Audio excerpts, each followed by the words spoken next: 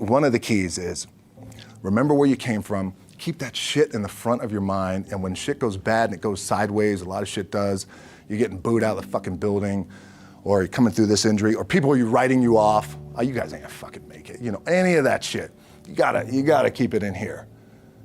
And it really has to, it should drive you.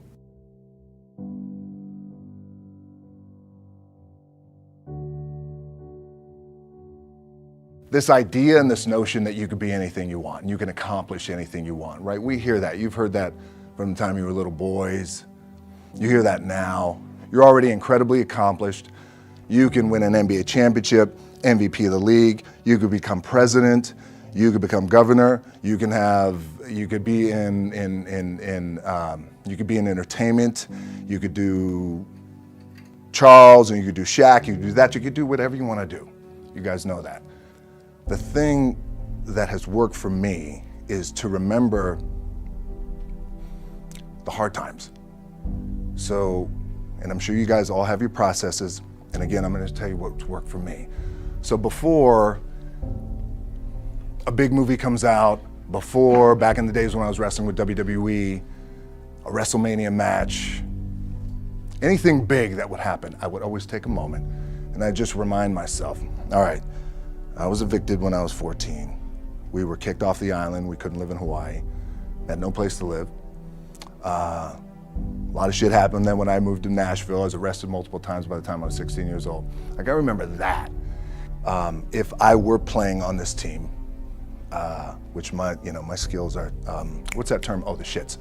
So I'll never play. But before I lace up, before I get on the court, before I play in these big games, before I go to the Staples Center, where history is there, those are historic walls there at the Staples Center. I would remember that, and it allows me then to be present in the moment and understand, holy shit, the stuff I have around me right now, this is the shit that I dreamed of when I was a kid. I am here. I played for University of Miami, played for great teams. Warren Sapp, Ray Lewis, they were my teammates. They were balling. Warren Sapp was playing tight end that time. I was starting defensive tackle. Yeah. They moved him over to D-line. And he looked at me, he's like, yo, dude, I'm gonna take your spot. I said, you ain't taking my fucking spot. He said, I'm gonna take your spot. I said, no, you ain't. We battled, and he took my spot. Now you can imagine how that fucked with me, because there goes my opportunity. He went in, switched to defensive tackle, lit the world on fire. Well, what that did, it crushed me, it crushed my dreams. I had a piss poor senior year, zero production, no NFL, no combine invite, nothing. Finally went to the CFL, Calgary Stampeders, making $250 a week Canadian. Now I had to send that shit home to my wife at that time. Had no money. So I remember that. When I got cut from Canada, I had $7 in my pocket. And I always tell that story. So now my production company is $7, advertising agency is $7, everything is $7. So I always remember that. What helps me is to keep the hard times in the front of my mind, because it allows me to go into these big moments that I've worked my ass off, and you guys have worked your ass off. It allows me to go into these big moments with a different perspective. What it also does for me, and again, this is what works for me. Like, I keep my back, excuse my language, my back is up against this motherfucker every day. It's against this fucking wall. Excuse my language, ladies in the room. But it's up against this motherfucker because it's what I believe in. And when my back is against this motherfucker, then there's nowhere to go. But that way. That's it. So I feel like this could be something, an ideology and mindset that could help you, if you look at it that way. Because you made it already. We made it. We're successful boys, and we're lucky boys to be where we're at. Oh, you guys made it. Everybody's rich in the room. Nobody's gonna get evicted anymore. Anything you got, there's no more money problems, right? You got a lot of hands out now. Hey, can I get a little bit? Can I get a little bit? Right, that happens. But when you make it, for me, I need this. I need this. So every day, my back is up against this motherfucker, and this is how I operate. Now, doesn't mean you don't smile, Doesn't mean you don't laugh and joke, quote, right? You're happy, I'm a happy guy. But when it comes to business and when it comes to executing, it's up against this. And I gotta go that way. And I don't give a fuck who is in front of me. They're not gonna stop me. I feel like for me, it feels seamless because you prepared for so long, but it's just like you guys prepping for a game. That's the fun part. That's where it's like, fuck, it's fun, man. People are paying their hard-earned dollars to come see you. They're cheering, they're going bananas, they're booing the shit out of you or on the road. That's fun. That's what you live for. I mean, that's the juice right there. The prep is where the character's made. And I just don't mean the character I play, I mean the character in here. So for me, the prep is getting with the director, getting with the producers, getting with the writers, so in essence, it's like getting with all your coaches and your different position coaches and all the meetings that you have to have, right? So that's the work you put in. The key for me was, where does it start? What's the anchor? What's the anchor? So I could have all these ambitions and you guys have all these ambitions, which is great. It's important. I'll play this role, you'll play that role. I'll execute this thing and it'll come out this summer. You guys will execute this thing during the summer, right? When it's time to really put in a lot more work. But the key with me is just always finding what the anchor is. And the fucking anchor is getting up at 4 o'clock in the morning every day before anybody else and grounding my thought process is in the no one will outwork me. No one. I love and I respect you guys. Motherfuckers won't outwork me. All starts with this. 2 hands, putting in the work. The anchor for me has always been the work in terms of the weight room training. So when I first started wrestling, I was 6 years old, rolling on the mats with my dad. My old man, a lot of you guys will know this. Yeah, Rocky Johnson. My old man was Rocky Johnson. He was the first black WWF at that time. First black WWE tag team champions with Tony Atlas back in 1983.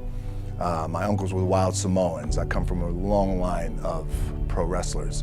But before the wrestling part happened, I was just in the gym putting in the work. At 6 years old, rolling around on the mats. And finally when I could touch weights at 13, that's what I was doing.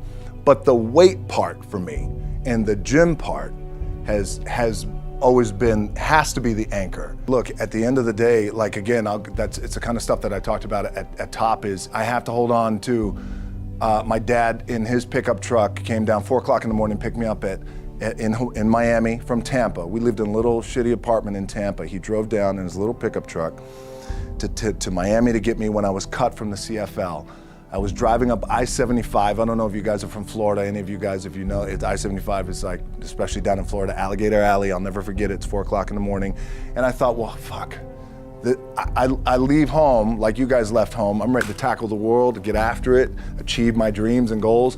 Fucking crushed by 22, 23 years old. Now I gotta move back in with my mom and dad. I played on great teams though. Wait a second, this is not supposed to be my future. I'm supposed to be in the NFL right now. I'm supposed to be making a lot of coin and buying my parents shit, buying me shit, taking care of my wife, but it never happened. So I pulled out my wallet, I thought, well, let me see how much money I have. I opened it up, I had a 5, a 1, and change. I'm not fucking around, and well, at least I rounded up to $7. But I thought, God, ain't this a bitch? I got $7 in my pocket. Where the fuck do I go now? What do I do? I can't go back to CFL, because you know, the point comes where you hear that voice, the big run's over. Like, you're done, right? So I heard that voice. So as Coach was saying, man, I hold on to that shit. I'm telling you, my back is up against this motherfucker. We laugh, we joke, we have a good time. Press is always fun to do. Sometimes you gotta make it fun. That's another thing. You gotta do your best to make press fun if you can. But my back is still up against this motherfucker. I do not forget it. What this also helps me do, and again, it works for me, is at some point, you gotta be fucking tired of not being number one.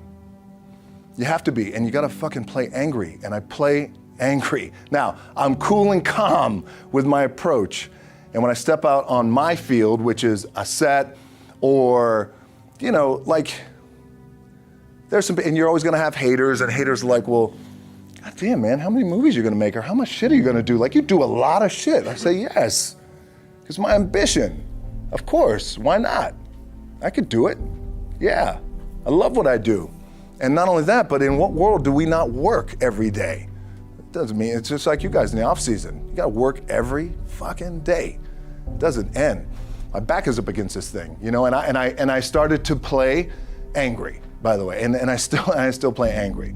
My last match, Brock Lesnar, transitioned, and I realized if I had to be great at something, I wanted to be great in this world of Hollywood and movie making and producing and entertainment, I had to commit, and like you guys have to commit. Obviously, you commit to something, commit to the goal. So I quietly retired. 2 years later, I thought, what the fuck did I do with my career? Because my movies were not doing well. I was written off. I was like, it was around 2006, 2007. I was like, God damn. I left, I pulled a Jim Brown. I left when I was on top, like #1 in the wrestling business, and I left. It was a ballsy, gutsy, some call it stupid move, but I had to commit and I had to follow what was in my gut. And at that time, I'll share this with you guys, and Will Smith is my boy, and I sat down at that time with the agency I was with, and they said, what do you want to accomplish? I said, I want to accomplish the world. I want the world, and I want Will Smith's career, and I said, and I mean this respectfully because I know he's here at this agency with us, I want to do it bigger and better.